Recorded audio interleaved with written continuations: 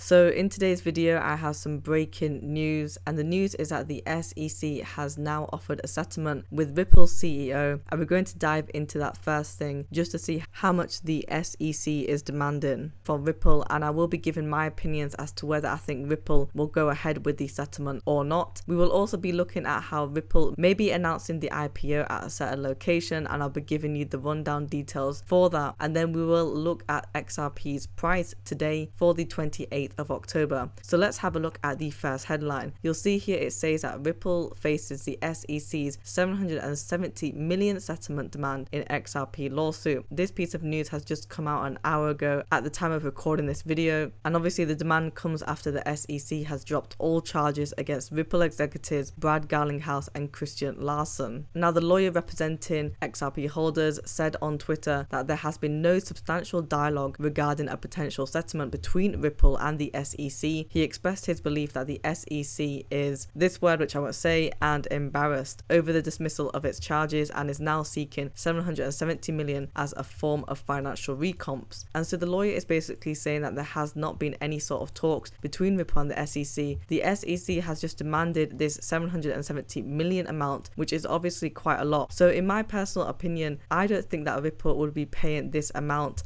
of this fine anyway, because if you think about it, the court may actually order to pay just a fraction of this amount and not the actual full amount if Ripple just waits it out a bit for a few more months. Now, I do know that they have that looming deadline, which is November the 9th, and you'll see here it says that the SEC and Ripple are on the brink of settlement. And so what this means is that the SEC and Ripple only have roughly just under 2 weeks to get to a conclusion of this settlement. And you'll see here it says that Ripple's efforts to reduce the fine. Ripple is determined to significantly reduce the $770 million penalty. And in order to achieve this, it aims to exclude certain on-demand liquidity transactions, implement cost-cutting measures, and make adjustments to its salary structure. However, Deaton cautioned that a final verdict from Judge Torres is not expected until late summer 2024, and even after that it could take an additional year for an appeal to be filed. So personally, if I were Ripple myself, I would take this all the way and at least put efforts in order to reduce a fine and get somewhat a fraction of the amount. But I do think that Ripple is going to be very strong and not pay this and bow down to the SEC. Obviously this is up to Judge Torres as well, because it depends what the court does order. And of course, November the 9th is when Ripple have to basically say whether they want to settle or not based on the decision that the SEC have come out with. So let me know what you guys think in the comment section about that charge. The next piece of news that we have is that Ripple may announce the IPO at the upcoming Ripple Swell in Dubai. So let's have a look and see what this says. Now, the Ripple event Swell will take place within the next 3 weeks, and this has prompted speculations about the likelihood of Ripple making significant statements regarding going public at the conference. And so guys, with these speculations that people are having, this can cause the price to go up because we have something in the mix, especially with an IPO that usually tends to be a huge event, and that does attract traders that do buy before the news and then they sell on the news as well. The Swell is a 2-day event to be hosted in Dubai on November the 8th and November the 9th. So this is coinciding with the November 9th deadline for the lawsuit. So we've got 2 big things coming in the mix, and that is obviously going to be affecting the price of Ripple coin. Now let's have a look at the price today. You'll see it's trading at 0.5461. We are only down by 0.82% on the 1-day chart. For the volume, we are down by nearly 24%. You'll see here that we're trading at 811 million in volume. However, on the 7-day chart, we are still doing pretty good. We are actually up by 5.27%. As I always say in my videos for XRP, as long as we are above that 50-cent level, I think that XRP will be standing strong, but we definitely don't want it to go down below that 57 level, especially when it was trading between 47 cents and 49 cents. If we have a look at the overall crypto market, you can see that crypto is trading at $34,109. The Fear and Greed index is at 71 points still. For Bitcoin is still up by 14.45% on the 7-day chart, and Ethereum is up by 10.71%. XRP is doing great in terms of where it's currently trading at. Guys, if you want daily XRP news, subscribe to the channel and like the video as well.